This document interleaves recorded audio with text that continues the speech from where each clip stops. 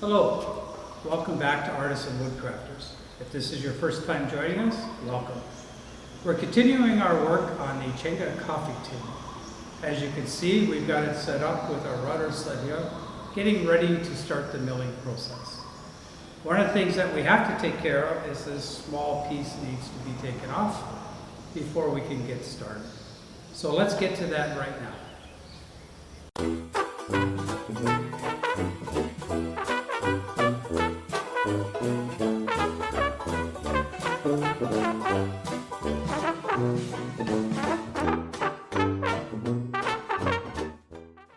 As we said, Cengal is an extraordinarily hard wood.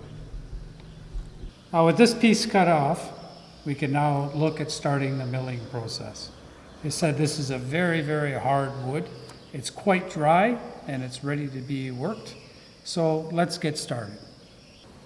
Okay, with this piece cut off, we're now ready to start our milling process. Almost ready to start our milling process. The most important part of getting this done and done correctly is to make sure that we're safe. Don't forget, we have to have our respirator, eye protection, and hearing protection. This is the most important part. Stay safe anytime you're working with this. Anybody that has used a router sled knows how much dust and wood chips this is going to create. So make sure you have your proper PPEs and be ready for a good cleanup. Let's get started. Okay, continuing with safety first, we are unplugged, so we can take a closer look. We just have a very simple four-sided flattening bit loaded into the router. The router sled itself is just a very simple design, 1 1/4 inch angle iron for the cross supports. The main rails have some adjustability for raising and lower, and this is going to take us several hours. We are set up just so the bit kisses this edge of the slab. This is our high point. So we will just make sure that we've set up, make a couple of very, very slight passes, just skimming the surface. And once we're satisfied, then we'll start the entire milling process. We have quite a bit of material to remove. It's going to take us several hours in order to do that with approximately 1.5 centimeters we have to take off this very hard wood.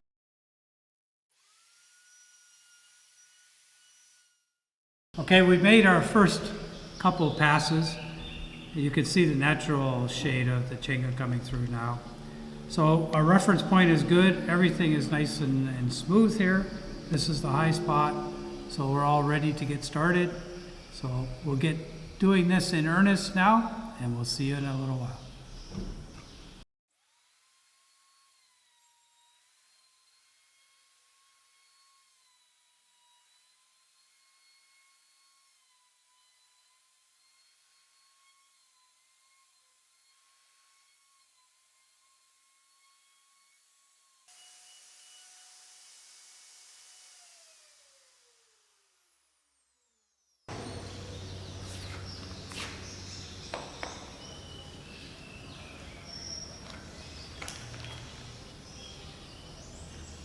Okay, that's one side machined. We've taken off approximately 1.5 centimeters of material.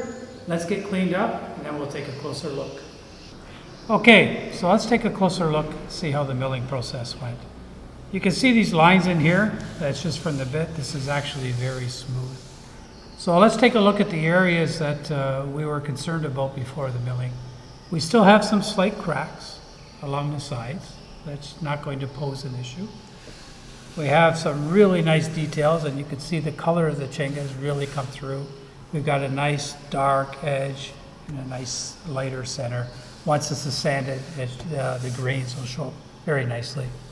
Even when we have some slight defects in here, it adds an interesting pattern into the grain. So we will fill these up. Again, this is the bottom side, but it gives us an idea of what we're going to be dealing with.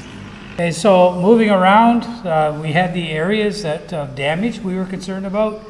Obviously this one, that's one of our next steps after we finish milling the top. We'll take care of that. This used to be, as if you recall, 2 centimeters deep. we've taken approximately 1 centimeter off of right here. The other end was our hard spot.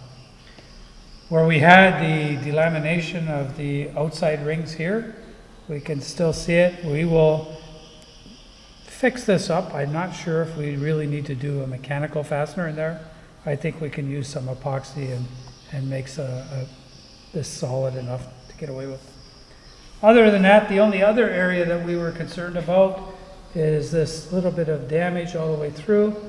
Again, we'll probably use some epoxy or some resin to fill this in. It's solid, it's not a rotted area, just a little bit of damage. In the center, we still have this slight cracking radiating out from the heart. Again, no big deal, we will just fill these in. Again, this is the bottom.